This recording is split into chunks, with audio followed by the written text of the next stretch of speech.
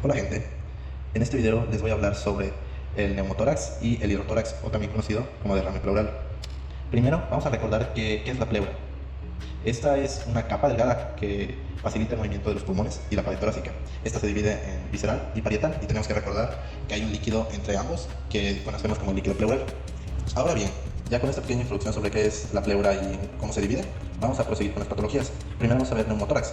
Esta como tal en su etimología significa aire en el tórax, pero esta condición se va a producir o es cuando se filtra aire dentro del espacio pleural. Este aire va a hacer presión en la parte externa del pulmón y va a causar el colapso de una parte o completa del pulmón. Y este se va a clasificar de varias formas. Primero va a ser según la etiología, en espontáneo o adquirido. Espontáneo va a ocurrir en pacientes que no tienen enfermedades o condiciones pulmonares subyacentes. Este se va a subdividir a su vez en primario o idiopático, que son los pacientes que no tienen razones aparentes para que surja un neumotórax. Luego tenemos secundario, que incluye a un subgrupo de pacientes con enfermedades o condiciones pulmonares subyacentes, como lo pueden ser la EPOC, la fibrosis quística, tumores o algún proceso infeccioso. Y luego tenemos a la catemenial, que este va a ocurrir durante el ciclo menstrual de la mujer, y este puede o no deberse también a una patología subyacente que tenía la persona. Luego tenemos el segundo grupo, que es adquiridos. Este se va a producir por una iatrogenia o un traumatismo. Tenemos que esta a su vez se subdivide en postraumático, que es los neumotórax producidos por un traumatismo, ya sea abierto o cerrado. Y luego tenemos los neumotórax iatrogénicos, que se producen por algún procedimiento quirúrgico. También tenemos otras clasificaciones, como puede verse a la presentación clínica, a la magnitud o a los hallazgos macroscópicos durante una cirugía. Ahora vamos con las causas. Tenemos principalmente la lesión traumática en el pecho, que puede ser contuso penetrante, y estas se generan durante agresiones físicas o accidentes. Luego tenemos enfermedades pulmonares como puede ser EPOC, fibrosis quística, cáncer de pulmón, tuberculosis o algún otro tipo de neumonía, etc. Luego tenemos a las ampollas de aire o bullas, que estas van a ser pequeñas bolsas que se forman en la superficie de la parte superior de los pulmones, y estas al romperse van a generar esta infiltración de aire. Cabe recalcar que estas bullas suelen ser asintomáticas generalmente. Luego tenemos a la ventilación mecánica y por último a la catemenial, que es una forma de neumotórax que se da dentro de las 48 horas del inicio de la menstruación en mujeres premenopáusicas o postmenopáusicas que consumen hormonas, y la puede deberse a una endometriosis intratorácica. Ahora bien, vamos con el cuadro clínico.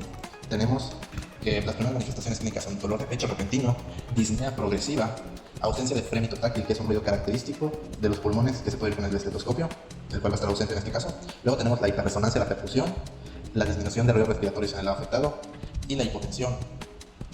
El tratamiento se va a dividir dependiendo del tipo de neumotórax. Si es un neumotórax de tensión, va a ser una descompresión inmediata con aguja. Si es un neumotórax espontáneo asintomático, va a ser una observación y radiografía de seguimiento. Si es un neumotórax sintomático y grande, va a ser una aspiración con catéter. Y tenemos que si es un neumotórax secundario y traumático, se va a tener que realizar una toracostomía con tubo. Complicaciones. Tenemos que las complicaciones pueden ser una fuga de aire, que puede ser una pérdida continua de aire dentro de los pulmones en el espacio pleural, pero también puede deberse a que no hay un buen sello en la colocación del tubo de drenaje.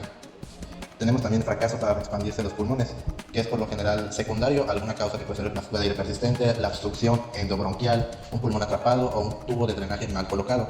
También tenemos al edema pulmonar por expansión, que se produce cuando éste se expande rápidamente. Ahora vamos a ver a los hidrotórax, también conocido como derrame pleural. Tenemos que los derrames pleurales son acumulaciones de líquido dentro de este espacio. Estos se dividen en transudados y exudados. Los transudados pueden ser causados por una acumulación de líquido, ya sea por inflamación, tumores, infección, etc. Y estas pueden variar dependiendo de la sustancia que lo provoque. Si es una acumulación de pus infección, va a ser un empiema. Si es una acumulación de sangre, va a ser un hemotórax. Y si es una acumulación de quilo, es decir, una sustancia del intestino delgado, va a ser un quilotórax. Luego tenemos a los exudativos, que son causados por la presión en los vasos sanguíneos y pueden deberse a una afección como insuficiencia cardíaca renal o hepática. Este tipo de derrame exudativo va a tener una gran cantidad de proteínas, células y otros componentes del suero, y las causas pueden ser variadas como neumonía, cáncer, embolia pulmonar, infección o tuberculosis. Vamos a ver y repasar algunas de las causas ya dichas. Esta, como hemos dicho, puede deberse a insuficiencia cardíaca, tumores, neumonía, embolia pulmonar, alguna cirugía coronaria como el bypass, traumatismos torácicos, cirrosis, insuficiencia renal, lupus, pancreatitis, artritis reumatoide, tuberculosis, síndrome nefrótico, diálisis peritoneal o por fármacos.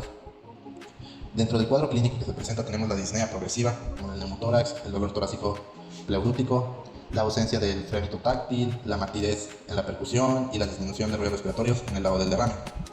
Ahora vamos a ver el tratamiento.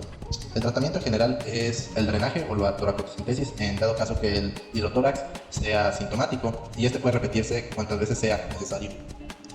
Ahora, en caso de los asintomáticos, en general no se necesita un tratamiento, ya que este va a resolverse espontáneamente cuando es debido, es decir, se autolimita en sí mismo. Más bien se busca un tratamiento para las causas subyacentes que provocaron ese derrame en sí. Ahora vamos a ver las complicaciones. Algunas complicaciones pueden ser el daño pulmonar, la infección que se convierte en un absceso llamado epiema, aire en la cavidad torácica, neumotórax debido al drenaje y un engrosamiento de la pleura debido a la cicatrización del revestimiento del pulmón. Ahora bien, ya con toda esta información, tanto de neumotórax como hidrotórax, podemos decir que las diferencias son más bien en el tipo de líquido o de sustancia que va a entrar al pulmón, pero en sí el resultado que va a ocasionar esto es el mismo, es decir, el colapso de una parte o la totalidad del pulmón. Y en sus similitudes vamos a encontrar que los síntomas son parecidos, son de hecho muy similares entre sí. Muy pocos síntomas van a diferenciar entre lo que es un neumotórax o un hidrotórax.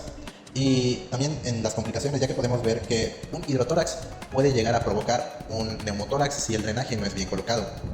Pero en fin, este fue el video en general, espero que les haya gustado. Hasta la próxima.